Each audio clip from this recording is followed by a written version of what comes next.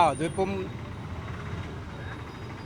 Parliament പാസ്സാക്കിയ നിയമത്തിന് ഒരു ദിവസത്തെ ഹിയറിംഗ് കൊണ്ട് സ്റ്റേ കിട്ടുമെന്ന് ആരും പ്രതീക്ഷിക്കുന്നില്ലല്ലോ. പക്ഷേ ഈ വിധിയിലൂടെ സുപ്രീം കോടതി രാജ്യത്തിന് വലിയ സന്ദേശമാണ് നൽകിയിരിക്കുന്നത്. ഇന്ത്യൻ പാർലമെൻറ്റിൽ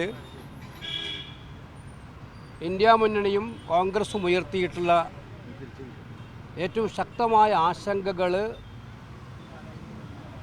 ശരിയാണെന്ന രീതിയിലാണ് സുപ്രീം കോടതിയുടെ പ്രാഥമികമായിട്ടുള്ള ഉത്തരവും നിരീക്ഷണവും വന്നിരിക്കുന്നത്. അത് ഭരണഘടനയുടെ അടിസ്ഥാന തത്വങ്ങളെ ലംഘിക്കുന്ന നിയമമാണ് വഖഫ് നിയമത്തിലൂടെ കേന്ദ്ര സർക്കാർ ചെയ്തിരിക്കുന്നത് എന്നുള്ള ഒബ്സർവേഷൻ. സത്യത്തിൽ എനിക്കൊക്കെ അഭിമാനമുണ്ട്. ഞങ്ങൾ ആ പ്രസംഗത്തിൽ പറഞ്ഞ പോയിന്റുകൾ ഇന്നലെ സുപ്രീം കോടതി എടുത്തു പറഞ്ഞു. അതായത് നമ്മുടെ തിരുവിതാംകൂർ ദേവസ്വം ബോർഡിൻ്റെ കാര്യം ഞാൻ എടുത്തു പറഞ്ഞിരുന്നു, വൈഷ്ണവദേവി ക്ഷേത്രത്തിൻ്റെ കാര്യം എടുത്തു പറഞ്ഞിരുന്നു. അപ്പോൾ അവിടെയൊന്നും ഇല്ലാത്തത് വഖഫ് ബോർഡിലേക്ക് വരുമ്പോൾ അത് ഭരണഘടനാപരമായി നിലനിൽക്കുന്നതാണോ എന്നുള്ള ചോദ്യം ചോദിച്ചത് സുപ്രീം കോടതി ഇന്നലെ ആവർത്തിക്കുകയാണ് ചെയ്തത്. അപ്പോൾ ഇത് സത്യത്തിൽ JPC എന്ന് പറയുന്ന പാർലമെൻറ്റ് ഏറ്റവും അടിസ്ഥാനപരമായിട്ടുള്ള പാർലമെൻ്ററി ബോഡിയെ നോക്കുകുത്തിയാക്കിയിട്ടാണ് ഈ നിയമം പാർലമെൻറ്റിലേക്ക് അവതരിപ്പിച്ചത്. JPC ഉണ്ടെന്ന് പറഞ്ഞാൽ ഉണ്ട്, പക്ഷേ JPCക്ക് പവറൊന്നും ഇല്ലായിരുന്നു. അതിൽ പ്രതിപക്ഷ അംഗങ്ങൾക്കൊന്നും ഒരു വോയിസും ഇല്ലായിരുന്നു. അവർ പറഞ്ഞ ഒരു കാര്യം കേട്ടില്ലായിരുന്നു. പാർലമെൻറ്റിലാണെങ്കിൽ പ്രതിപക്ഷം ഉന്നയിച്ച രാവിലെ വരെ ചർച്ച ചെയ്ത് ഉന്നയിച്ച ഒരു കാര്യം പോലും അംഗീകരിക്കാതെയാണ് ഈ നിയമം പാസ്സാക്കിയത്, ധൃതി പിടിച്ച് പാസ്സാക്കിയത്. പക്ഷേ ആ പാസ്സാക്കിയ നിയമം ഇന്ത്യയിലെ മതന്യൂനപക്ഷങ്ങൾക്കെതിരായിട്ടുള്ള, അവരുടെ ആരാധനാ സ്വാതന്ത്ര്യത്തിനെതിരായിട്ടുള്ള, അവരുടെ സ്വത്തുക്കൾ കൈകാര്യം ചെയ്തതിനെതിരായിട്ടുള്ള ശക്തമായിട്ടുള്ള ഭരണഘടനാ ലംഘനമാണ് എന്നുള്ള കാര്യം സുപ്രീം കോടതി പ്രാഥമിക നിരീക്ഷണത്തിലൂടെ വന്നു. ഇത് ഫൈനൽ ജഡ്ജ്മെൻ്റ് ആണെന്ന് ഞങ്ങളും പറയുന്നില്ല.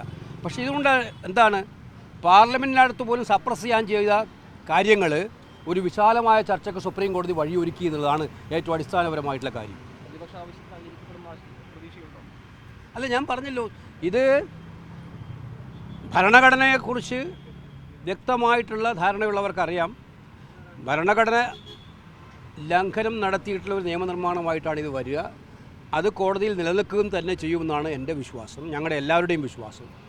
അതുകൊണ്ട് വരട്ടെ, വിചാരണയുടെ എന്തായാലും പ്രാഥമികമായിട്ട് ഇത് ഞങ്ങളുടെ വിജയമായിട്ട് തന്നെ കാണാൻ പറ്റും. കാരണം ജനാധിപത്യത്തിൻ്റെ വിജയമായിട്ട് കാണാൻ പറ്റും, ഭരണഘടനാ സംരക്ഷണത്തിൻ്റെ വിജയമായിട്ട് കാണാൻ പറ്റും. ഇതിൽ ഈ BJPയും കേന്ദ്ര സർക്കാരും ഒക്കെ ചോദിക്കുന്നത് ഈ പാർലമെൻറ്റിൻ്റെ അധികാരത്തെ എങ്ങനെയാണ് ഈ കോടതി അതിലെങ്ങനെയാണ് ഇടപെടുക എന്നൊരു ചോദ്യമാണ് അവർ ഉന്നയിക്കുന്നത്. അത് എല്ലാത്തിനും അവർ പറഞ്ഞില്ലല്ലോ, ഈ നിയമത്തിലല്ലേ പറയുന്നുള്ളൂ.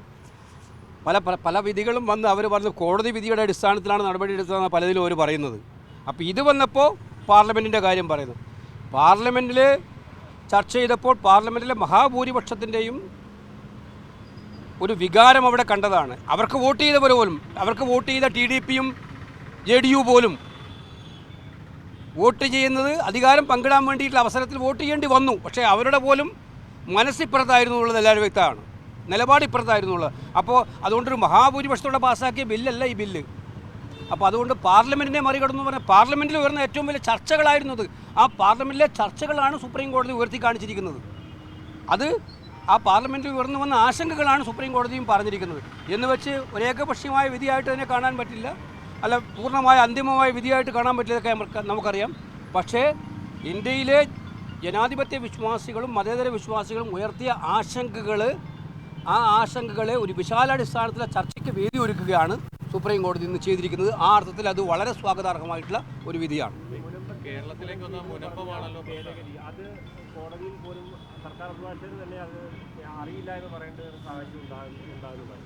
അപ്പോൾ ഈ മുനമ്പ് വിഷയത്തെ മുൻനിർത്തിയാണ് ഒരു ഭേദഗതി ഉണ്ടാക്കി ആ കോടതിയിൽ ചോദ്യം ചെയ്യാൻ കഴിയില്ല എന്നുള്ള ഭേദഗതി. നിങ്ങൾ മനസ്സിലാക്കേണ്ടത്, ഈ കേരളത്തിലെ ഒരു പ്രത്യേക അജണ്ടയുമായിട്ട് സംഘപരിവാറും RSSും ഗവേഷണം നടത്തി ഇറങ്ങിയിരിക്കുകയാണ്.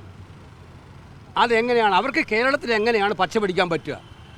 അതിൻ്റെ ഉത്തരം എന്താണ്? ഒറ്റ ഉത്തരവേ ഉള്ളൂ, പാർട്ടിയിൽ ജനങ്ങൾക്ക് വേണ്ടി കാര്യങ്ങൾ ചെയ്ത് വളർത്തിയാൽ ഇവിടെ നടക്കില്ല എന്നറിയാം. ഇവിടെ മുസ്ലിമും ക്രിസ്ത്യാനിയും തമ്മിൽ സ്പർദ്ധ ഉണ്ടാക്കണം, മുസ്ലിമും ഹിന്ദുവും തമ്മിൽ സ്പർദ്ധ ഉണ്ടാക്കണം. അങ്ങനെ അനാവശ്യമായി പേടിപ്പിച്ച്, ഇപ്പം എന്താ വഖഫിനെ കുറിച്ച് എന്താ പറഞ്ഞത്?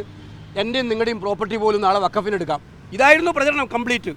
എൻ്റെയും നിങ്ങളുടെയും പ്രോപ്പർട്ടി പോലും വഖഫിലേക്ക് എടുക്കാം, അത് നിങ്ങളുടെ സ്വത്തുക്കൾക്ക് പോലും സംരക്ഷണം ഉണ്ടാവില്ല. അതിനെതിരായിട്ടുള്ളൊരു ബില്ലാണ് വരാൻ വേണ്ടി പോകുന്നത്. അതൊക്കെയാണ് സുപ്രീം കോടതി ഇന്ന് വളരെ ബാലിശമായിട്ടുള്ള നിയമങ്ങളായിട്ട് കാണിച്ചിരിക്കുന്നത്.